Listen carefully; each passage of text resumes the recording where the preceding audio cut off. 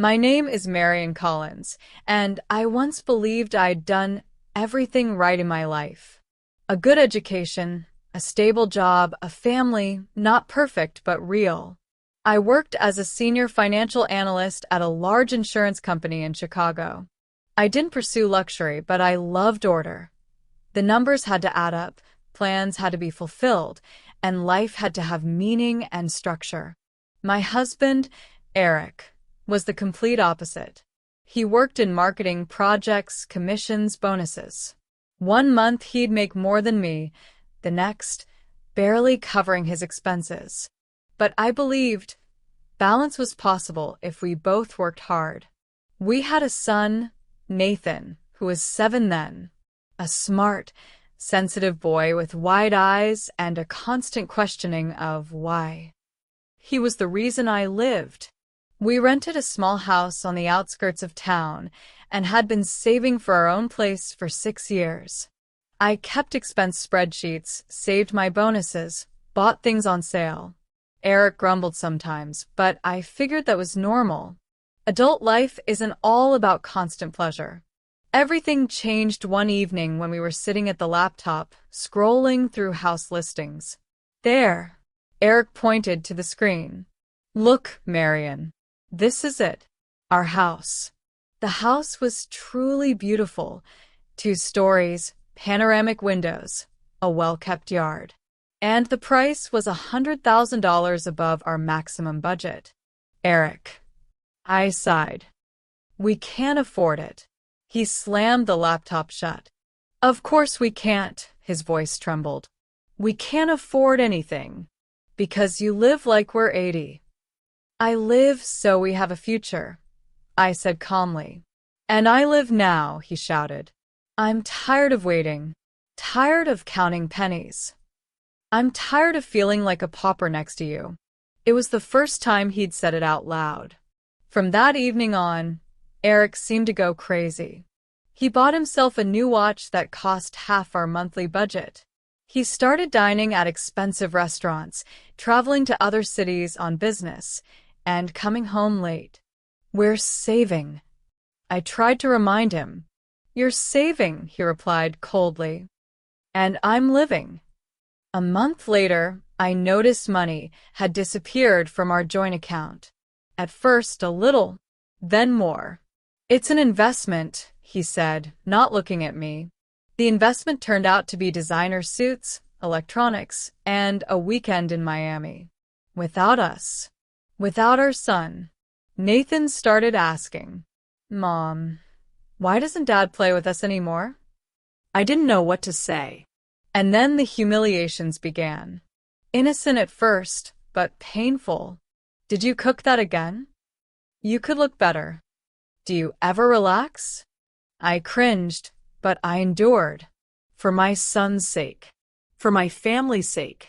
The final straw came the evening when he said, You know, Marion, it's impossible to be happy with you. You're like the accountant of my life. A week later, I suggested we move out. He agreed too quickly. And then, for the first time, I realized my marriage didn't end the moment he left. It ended much earlier, when I stopped being human to him, but became an obstacle. After Eric moved out, the house became unusually quiet, not peaceful, empty. I continued to wake up to my alarm at 6:30, make breakfast, get Nathan ready for school, and drive to work.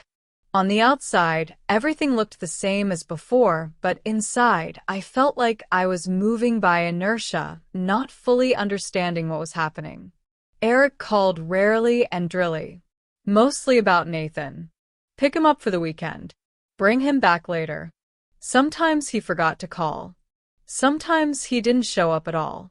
Is Daddy back to work? My son asked. Yes, honey, I answered, trying to smile. In fact, I didn't know where Eric was. The truth was revealed by accident. It was an ordinary evening. I was helping Nathan with his reading when my phone started vibrating nonstop. Messages. Notifications. Texts. I opened my social media account, and the world spun. There was a photo on the screen. Eric, tanned, confident, wearing an expensive shirt, standing on the deck of a yacht. Next to him was a tall woman with platinum hair and a glass of champagne. His hand rested on her waist, too naturally, too familiarly. Caption: starting a life without limits. I felt my fingers go numb.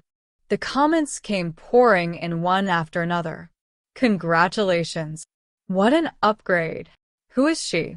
I closed my phone and sat for a long time, staring at the wall. Nathan was saying something to me, but I couldn't hear. 3 days later, Eric showed up on his own. He looked like he'd won the lottery. A new haircut, a confident gait, the scent of expensive perfume. We need to talk, he said, walking into the house uninvited. Who is she? I asked immediately. He didn't even deny it. Her name is Lauren. We've been together for a few months. A few months? I stared at him, unblinking. You were with me. With our son. Don't be dramatic, Marion, he dismissed. Our marriage was dead a long time ago. And Nathan? Was he dead too? Eric sighed with irritation. Lauren is different. She doesn't live in constant fear of spending $1. She knows how to enjoy life. I suddenly realized he'd rehearsed this monologue in advance. She's rich, he continued with poorly concealed pride. She has her own business. We travel. She inspires me. And me? I asked quietly. He looked at me with cold curiosity. You've always been too down to earth. At that moment, something inside me completely broke. But instead of tears, a strange calm came. I agree to the divorce, I said. Eric looked surprised. Just like that? Yes. For our son's sake. And for myself. The divorce process went quickly. Too quickly for 7 years of marriage. Joint custody, schedules, paperwork. I tried to be polite, not to make a scene, not to drag Nathan into the conflict. Eric moved into Lauren's house. Big. Modern. With a pool. At first, Nathan was happy. Mom, Dad's place is great. I have my own room and a gaming console there. I smiled and told him I was happy for him, but anxiety was growing inside. After a couple of months, Eric started asking to pick up his son more often. Lauren has a great rapport with him, he said. She buys him things, takes him places. It's helpful. I agreed. I thought I was doing the right thing. But Nathan began to change. He'd come back with new sneakers, talk about expensive restaurants, and look at our house with mild disdain. Mom, why can't we live like that? Because everyone has different opportunities, I'd reply. Dad says you're just afraid to live. That phrase stuck in my head like a splinter. One evening, when Nathan again asked to stay with his father longer, I realized I was losing more than just my husband. I was losing my son. And I didn't yet know that the worst was yet to come. For a long time, I convinced myself that everything that was happening was temporary, that it was just age, adaptation, divorce, that Nathan needed time to get used to the new reality. But time passed, and the distance between us only grew. At first, it was little things. He stopped talking about school. He answered in monosyllables. He spent more and more time on his phone, texting someone I didn't know. Who do you talk to so often? I asked one evening. With friends, he muttered, not looking up. He used to show me every picture, every little detail.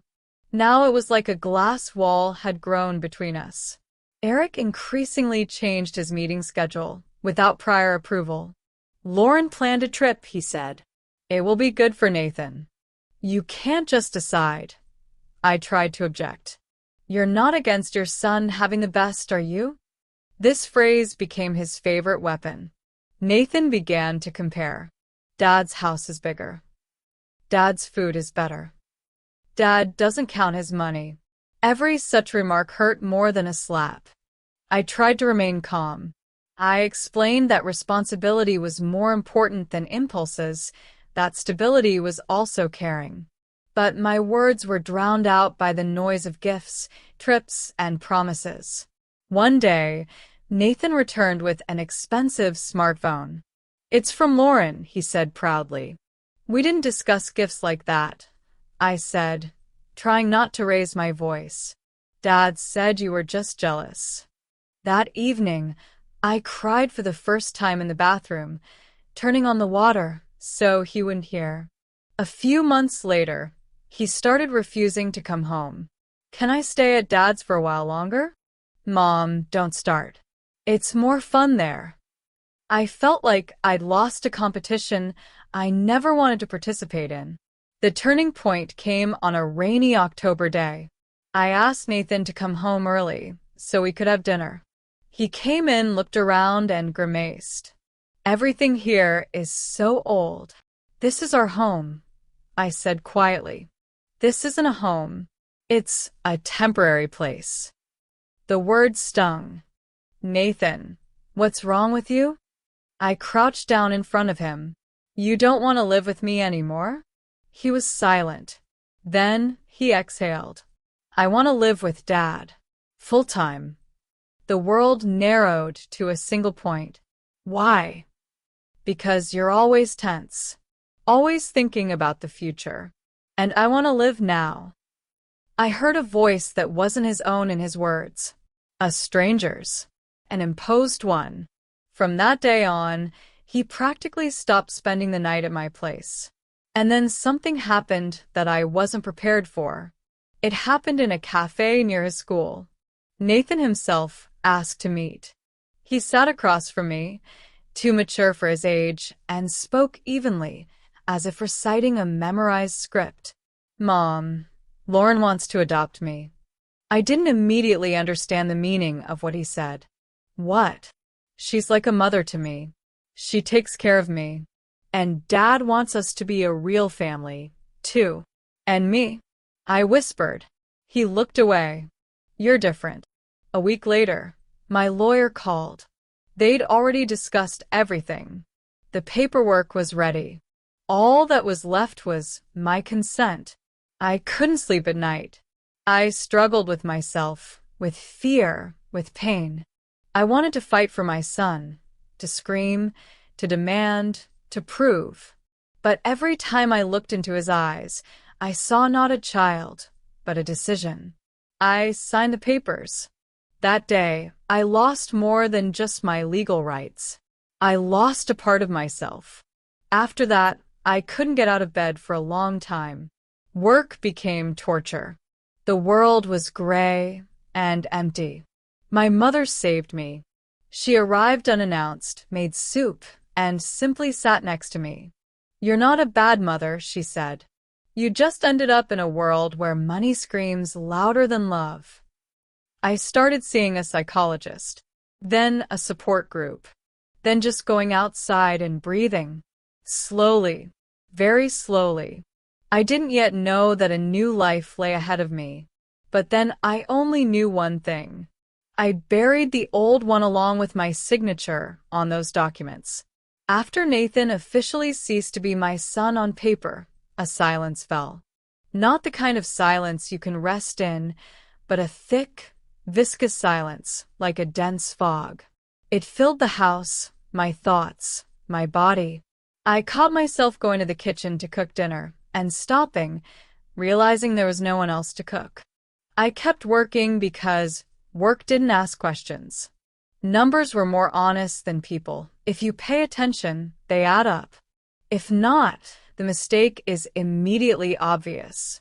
In real life, everything was different. I almost stopped leaving the house on weekends. The phone was silent. I deleted social media. I couldn't see other people's happy faces and not compare them to the emptiness inside me. Sometimes I caught myself standing by the window, watching other mothers holding their children by the hand. It was physically painful, as if someone were gently but persistently twisting my heart. Psychotherapy became a necessity. My doctor, Dr. Harper, was a calm, attentive man in his 50s. Losing a child while you're alive, he once said, is one of the most difficult forms of loss. You don't have a funeral, no goodbye. There's only emptiness. I cried right there in his office. For the first time, really. A year passed. Then another. I started running in the mornings. At first, just to keep from going crazy. Then, because my body felt like my own again, not a container for pain. I volunteered at an animal shelter. The dogs didn't ask questions or judge. They were simply happy when I came. That's where I met Michael. He came to pick up an old dog that had been abandoned by 3 families. Tall, calm, with a soft voice and tired eyes. He's not the easiest guy, I warned. Me neither, he smiled. We started talking. First about animals. Then about books. About life. About loss. He didn't rush. He didn't pressure. He didn't try to save me. He was just there. We started dating a few months later. Slowly. Carefully. I was afraid of getting attached, but with Michael, fear didn't control me. He knew my story. My whole story. And he never once said, "You should have fought harder." 2 years later, he proposed. Without any fanfare. Just over dinner. "I can't promise a perfect life," he said. "But I promise I won't leave." I said yes, crying and laughing at the same time. We bought a house outside the city. It was bright, with a garden and a large window in the living room. I often caught myself thinking that this was exactly how I'd imagined our home long ago, before the pain. 6 months after the wedding, I found out I was pregnant. This news was both a blow and a blessing. Joy mixed with fear. I was afraid of getting attached. Afraid of losing her. Afraid of repeating the past. "We can handle this," Michael said, placing his hand on my stomach. When Lily was born, the world changed. I held her in my arms and understood. I don't have to be perfect. I have to be there. I was learning to be a mother all over again. Without fear. Without pressure. With love. We didn't live luxuriously, but we lived peacefully. We traveled, laughed, built traditions. For the first time in many years, I felt safe. Sometimes I checked Nathan's social media. At first, often. Then less often. He grew up in a world of expensive cars, private parties, and arrogant phrases. It hurt me to see what he was becoming. One day, I just stopped watching. I thought the past was behind me. I was wrong. Because the past always comes back when it needs something. It was an ordinary Saturday, the kind I've learned to appreciate most. Michael took Lily to a children's center with trampolines and merry-go-rounds, and I was left home alone.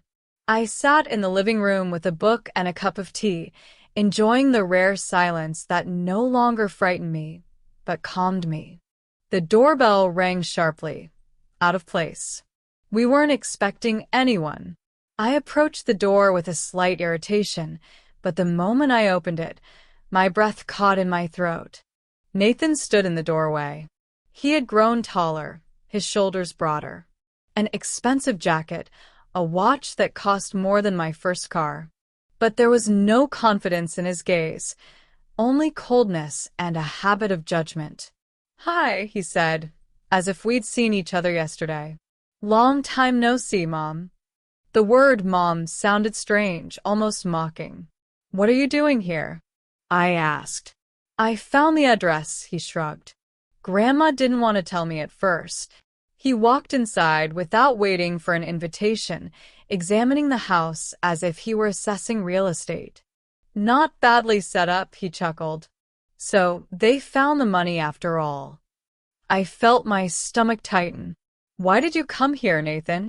He sat down on the sofa, crossing his legs. "It's simple. Dad's in trouble. Lauren left. The business failed. I was kicked out along with him. There's no money. I remained silent. I thought, he continued, that you could help. After all, you owe me. I don't owe you anything, I said quietly. He laughed. Really? You left me, started a new family, a new child, and now you're lecturing me? You made your own choice. My voice trembled, but I didn't back down. You wanted to be adopted. You abandoned me. His face twisted. You've always chosen money. No. I shook my head. He chose stability. Responsibility. Caring. Things you never valued. He jumped up. You think this girl is better than me? He spat. You think she'll replace me? She shouldn't replace anyone, I said firmly. She's a child, and I won't let you ruin her life. He stepped closer. Give me the money, he hissed, or you'll regret it. At that moment, I realized this wasn't my son. This was a grown man who knew no boundaries. The door slammed. Michael returned. Lily laughed when she saw me. What's going on? He asked, instantly assessing the tension. Nathan turned around. Who are you? My husband, Michael replied calmly, stepping between us. Nathan bared his teeth and shouted something, but seeing that the pressure wasn't working, he turned and left, slamming the door so hard the walls shook. I sank into a chair, feeling my hands shaking. That same evening, my mother called me. He came to me, she said, frightened. He demanded money. He yelled. I refused, and he started threatening me. The next day it happened again. Then again. We didn't wait for something worse to happen. I filed a police report, then a restraining order. I cried as I signed the documents, but my hand was steady. It was a final goodbye. I wrote to Eric for the last time. He answered briefly. I'm barely holding on myself. Nathan's an adult. Figure it out yourself. And then I realized this story was over. Forever. 2 years passed. We never heard from Nathan again. Sometimes I thought of him, not with pain, but with sadness. As a person I once loved but couldn't save. Lily grew up kind, attentive, open. I taught her not to be afraid of feelings, but to respect boundaries. We didn't have luxury, but we had warmth. One day, watching Michael push Lily on the swing in our garden, I felt a sense of peace. A real one. A deep one. Life doesn't always go according to plan. Sometimes it breaks you to the core. But if you survive, you can build something new. And that new thing might even be better than what you once dreamed of.